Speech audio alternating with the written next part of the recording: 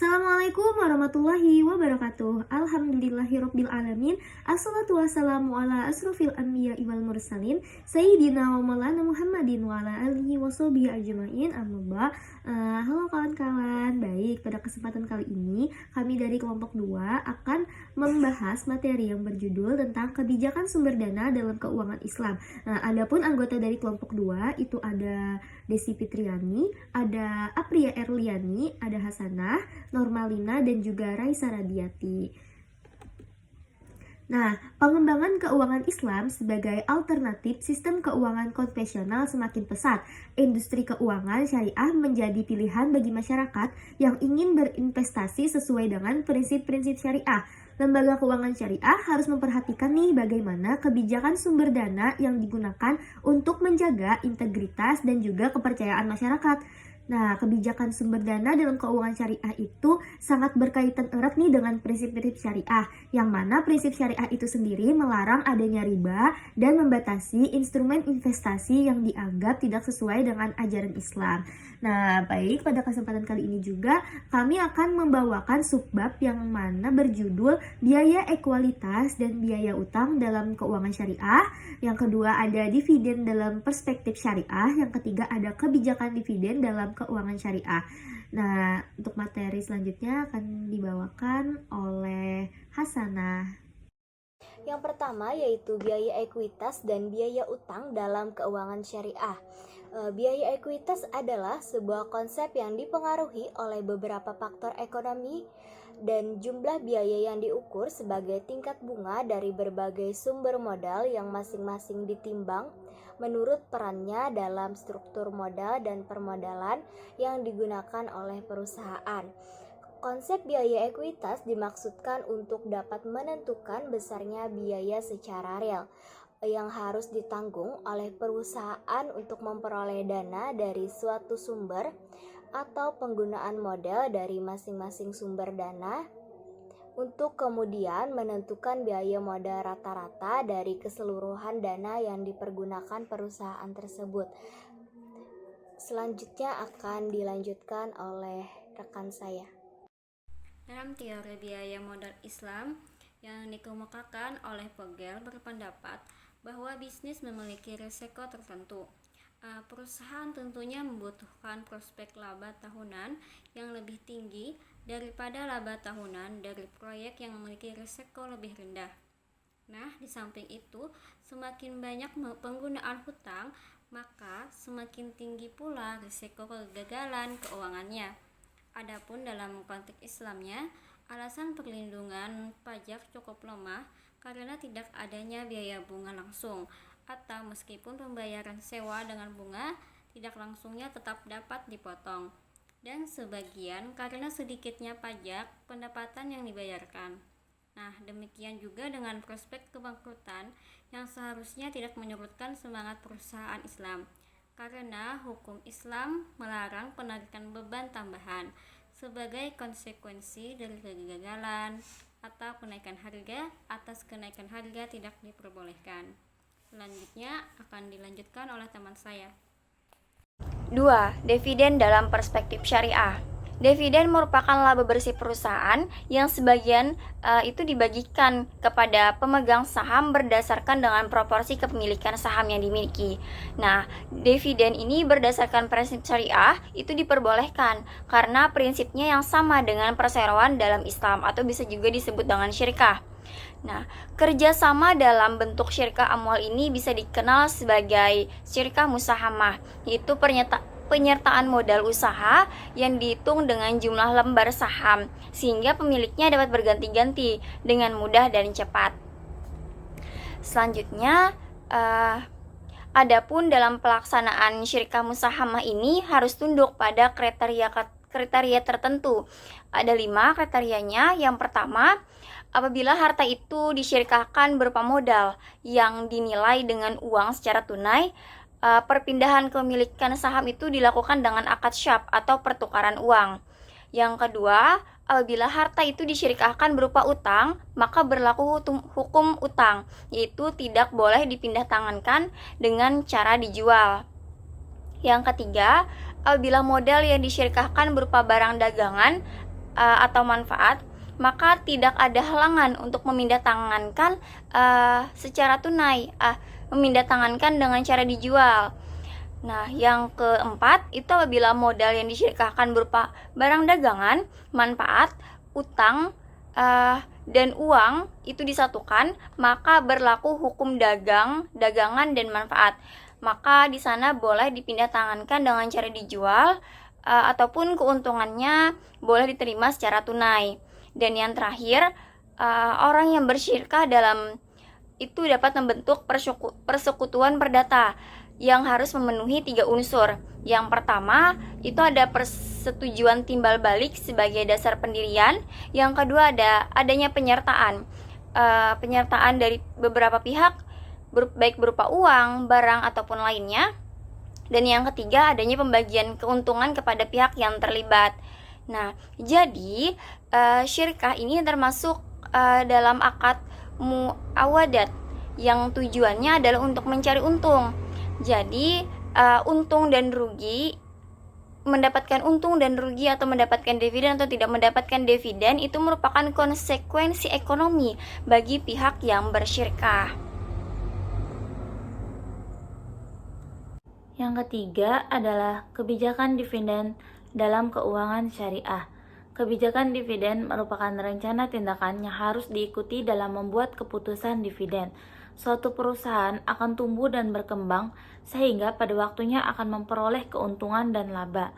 Laba di sini terdiri dari laba ditahan dalam bentuk pembiayaan investasi pada masa yang akan datang dan laba yang dibagikan kepada pemegang saham sebagai dividen.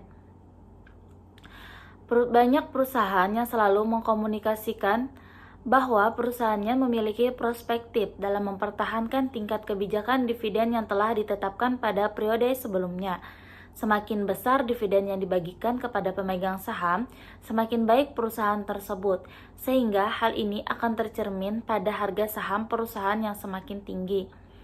Evaluasi pengaruh rasio pembayaran dividen terhadap kekayaan pemegang saham dapat dilakukan dengan melibatkan kebijakan dividen perusahaan sebagai keputusan pendanaan.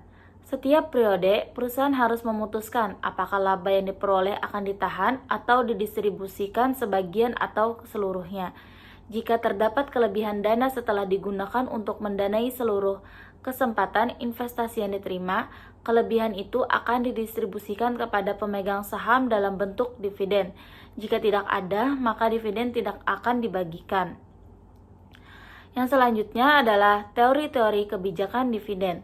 Yang pertama, teori dividen tidak relevan, yaitu di mana nilai perusahaan yang diproyeksi dengan harga saham perusahaan tersebut di pasar tidak dipengaruhi oleh besar kecilnya dividen. Untuk setiap peningkatan nominal dividen akan diiringi dengan kenaikan pendanaan eksternal untuk keperluan investasi. Untuk setiap pengurangan pendapatan setelah pajak yang disisihkan untuk membayarkan dividen, maka laba ditahan untuk membiayai investasi perusahaan di masa depan akan berkurang. Yang kedua adalah teori the bird in the hands, yaitu menjelaskan bahwa investor lebih menyukai dividen daripada capital gain. Argumen yang digunakan adalah persoalan resiko yang ditanggung oleh investor jika mengharapkan capital gain. Dividen lebih bersifat pasti karena diterima sekarang. Jadi daripada mengharapkan keuntungan di masa depan yang belum pasti, investor akan cenderung memilih keuntungan saat ini yang lebih pasti, walaupun jumlah nominalnya lebih kecil. Yang ketiga, teori perbedaan pajak, yaitu di mana tingkat pajak yang dikenakan pada dividen dan capital gain sama. Maka investor tentu akan lebih memilih menerima capital gain daripada dividen. Karena pada capital gain, investor melakukan penundaan pembayaran pajak, karena pajak baru dibayar jika investor menjual kepemilikan sahamnya, sedangkan dividen pajaknya langsung dikenai pada saat dividen diterima.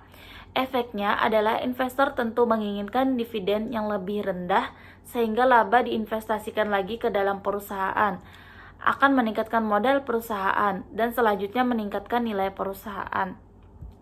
Yang terakhir adalah teori signaling hypothesis, yaitu ada bukti empiris bahwa jika ada kenaikan dividen sering diikuti dengan kenaikan harga saham.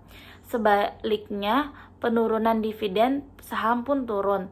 Pada umumnya, menyebabkan harga fenomena ini dapat dianggap sebagai bukti bahwa para investor lebih menyukai dividen daripada capital gains. Ada beberapa bentuk kebijakan dividen.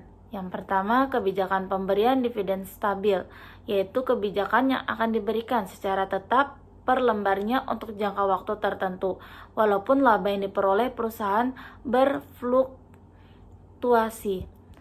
Yang kedua, kebijakan dividen yang meningkat. Pada kebijakan ini, perusahaan akan membayarkan dividen kepada pemegang saham dengan jumlah yang selalu meningkat dengan pertumbuhan yang stabil. Yang ketiga, kebijakan dividen dengan rasio yang konstan. Kebijakan ini memberikan dividen yang besarnya mengikuti besarnya laba yang diperoleh perusahaan. Semakin besar laba yang diperoleh, semakin besar dividen yang dibayarkan. Yang terakhir, kebijakan pemberian dividen reguler yang rendah ditambah ekstra. Kebijakan ini perusahaan akan menentukan jumlah pembayaran dividen per lembar yang dibagikan kecil, kemudian ditambahkan dengan ekstra dividen jika keuntungannya mencapai jumlah tertentu. Pada pihak lain, perusahaan mungkin menginginkan pembayaran dividen yang tinggi untuk menyalurkan dana yang tidak dibutuhkan untuk investasi. Selanjutnya, faktor-faktor yang mempengaruhi kebijakan dividen. Yang pertama, undang-undang. Ada beberapa undang-undang dalam keputusan pengadilan yang mengatur kebijakan dividen. Yang kedua, posisi likuiditas, yaitu likuiditas adalah rasio keuangan antara aktiva lancar dengan hutang lancar. Yang ketiga, kebutuhan untuk melunasi utang, yaitu ketika perusahaan mengambil keputusan pendanaan untuk membiayai keputusan investasinya. Yang keempat, larangan dalam perjanjian hutang. Tujuannya untuk melindungi kedudukan kreditur karena dalam hutang jangka panjang khususnya seringkali membatasi kemampuan perusahaan untuk membayar dividen tunai. Yang kelima, tingkat ekspansi aktiva karena berkembangnya sebuah perusahaan akan semakin membutuhkan biaya yang besar pula. Yang keenam, tingkat laba, yaitu tingkat pengembalian atas aktiva yang telah diinvestasikan sehingga diharapkan akan menentukan pilihan relatif untuk membagikan laba tersebut dalam bentuk dividen pada pemilik saham atau menggunakannya kembali di perusahaan tersebut. Yang ketujuh, stabilitas laba. Tidak semua perusahaan mampu menjaga stabilitas labanya dari masa ke masa. Padahal jika suatu perusahaan mempunyai stabilitas laba yang baik, maka akan memperkirakan besar laba pada masa yang akan datang. Yang ke-8, peluang ke pasar modal. Pada perusahaan besar dan telah berjalan dengan baik tentu memiliki kemudahan dalam mengakses pasar daripada perusahaan yang lebih kecil. Yang selanjutnya, kendali. Sumber pembiayaan akan berpengaruh pada perimbangan kendali perusahaan. Selanjutnya, posisi pemegang saham sebagai pembayar pajak. Posisi ini sangat mempengaruhi keinginannya untuk memperoleh dividen karena dividen akan terkena pajak pengambilan pribadi yang lebih tinggi. Dan yang terakhir adalah pajak atas laba yang diakumulasikan secara salam. Perusahaan dalam keadaan tertentu bisa dipergunakan bagi para penghindar pajak sehingga mereka menggunakan kepemilikan saham perusahaan sebagai penyimpanan uang.